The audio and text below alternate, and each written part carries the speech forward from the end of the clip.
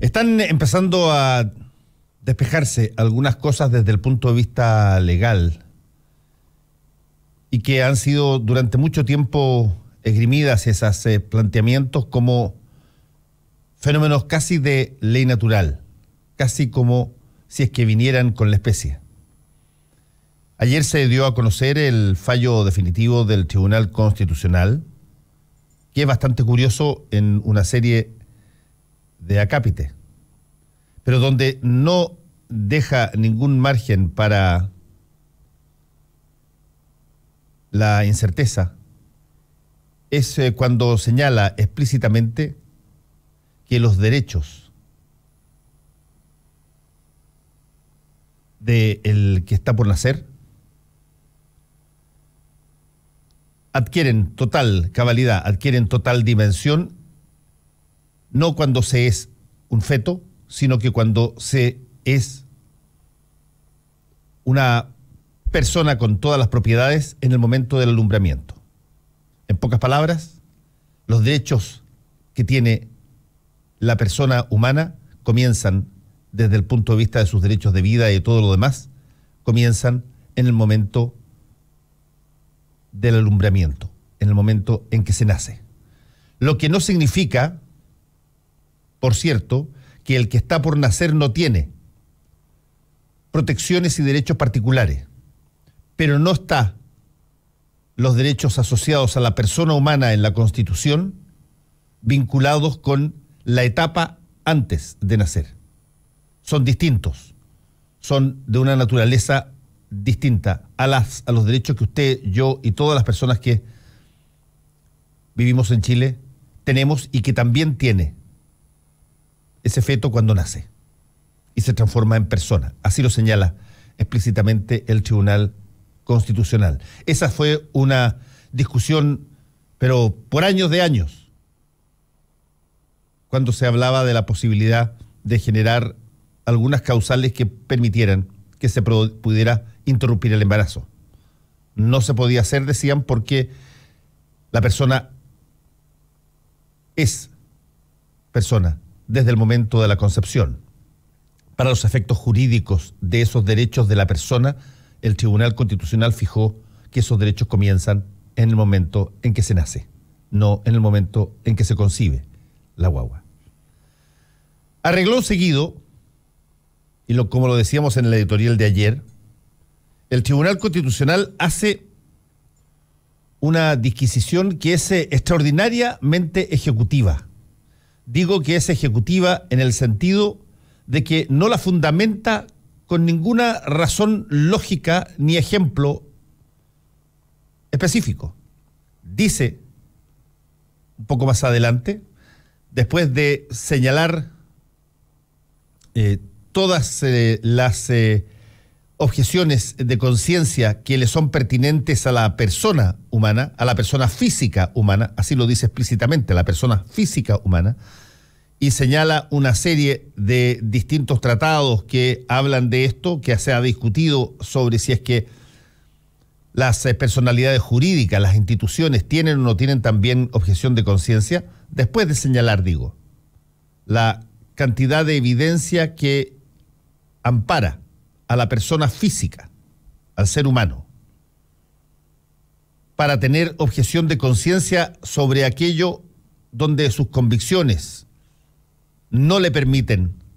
realizar algo aunque esté mandatado por ley. A renglón seguido, inmediatamente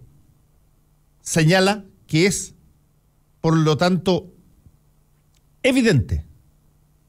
así lo dice, es evidente que las personas jurídicas, las instituciones, tienen, por lo tanto, los mismos derechos de la persona física a la objeción de conciencia. No explica en ninguna parte ese fallo del Tribunal Constitucional en qué consiste lo evidente de que las instituciones, un hospital, una universidad, una empresa, pueda tener los mismos derechos a la objeción de conciencia que una persona humana. De hecho, el fallo relata varios casos de legislación comparada, entre los cuales está fallos de la Corte Interamericana de Derechos Humanos. Y señala explícitamente, después de relatar estos casos donde hay una cantidad bastante grande de situaciones donde ha fallado esa Corte, señalando que solamente la persona humana, el ser humano, la persona física, tiene derecho a la objeción de conciencia. Los edificios, las empresas, las personalidades jurídicas no. Después de señalar aquello, señala este acápite muy especial donde dice que el fallo del Tribunal Constitucional va a ser distinto, y lo dice así, va a tener otra característica que las de los fallos internacionales que se han citado, porque si es que tuvieran la misma característica, necesariamente podrían arriesgar que las personas jurídicas no tengan objeción de conciencia, porque mucha de la legislación comparada que se cita concluye básicamente que solamente las personas físicas tienen objeción de conciencia. Y por lo tanto se aparta de eso para agregar este párrafo definitivo donde se señala que es evidente, del todo evidente, que las personalidades jurídicas, instituciones, universidades, etcétera, tienen una objeción de conciencia equivalente a la de la persona física y el ser humano. Así queda entonces puesto el fallo del Tribunal Constitucional, que permite entonces que se cumpla, que sea ley el aborto en las 3 causales, pero que le permite a las instituciones, universidades, en fin, otros tipos de establecimientos que tengan sus dueños, que son los que deciden en gran medida esta situación, tengan sus dueños la posibilidad de objetar en conciencia tal cual como usted, señor, señora, piensa, cavila, duda, se angustia para tomar una decisión respecto de qué hacer si es que la ley no calza con sus convicciones. Así las cosas, parece, como decía yo en la editorial de ayer, que se estableció una suerte de canje consensuado. Se aprueba el aborto en las 3 causales, pero se le permite a la Universidad Católica y a su hospital clínico y a las otras establecimientos confesionales que eventualmente tengan o puedan participar de esta prestación, que si es que los dueños consideran que no es conveniente por razones de fe o por sus convicciones personales, toda la institución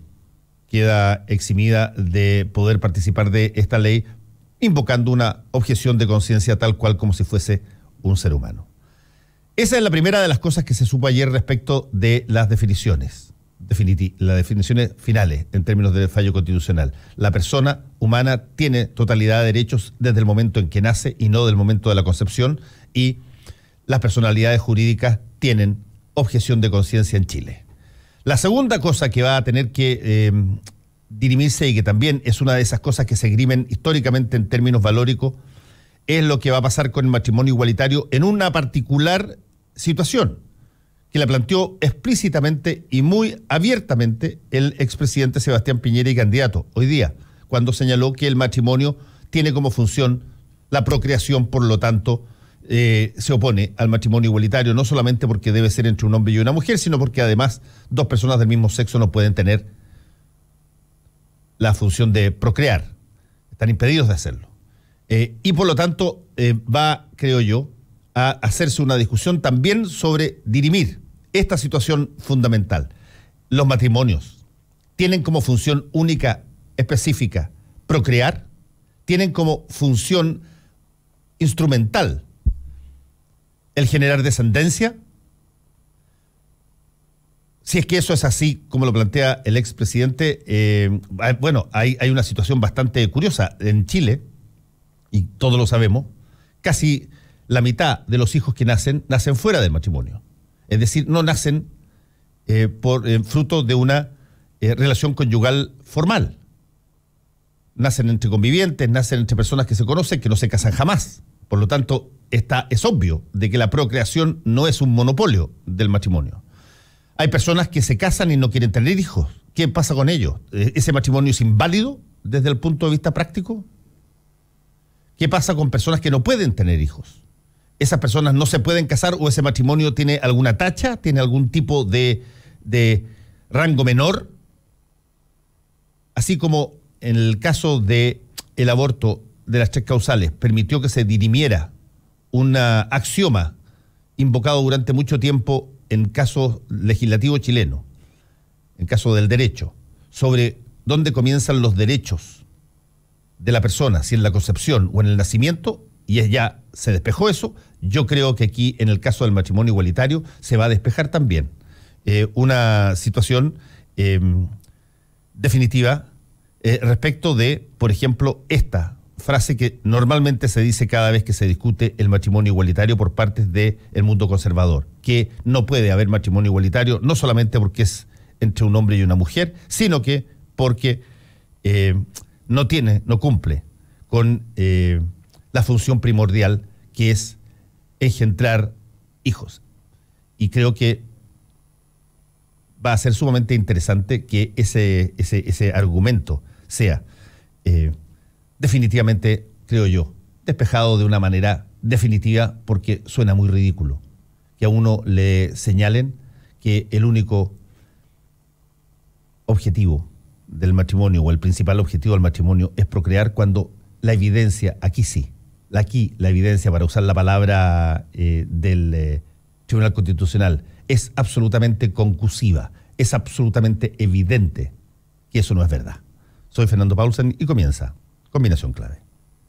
Muchos hablan.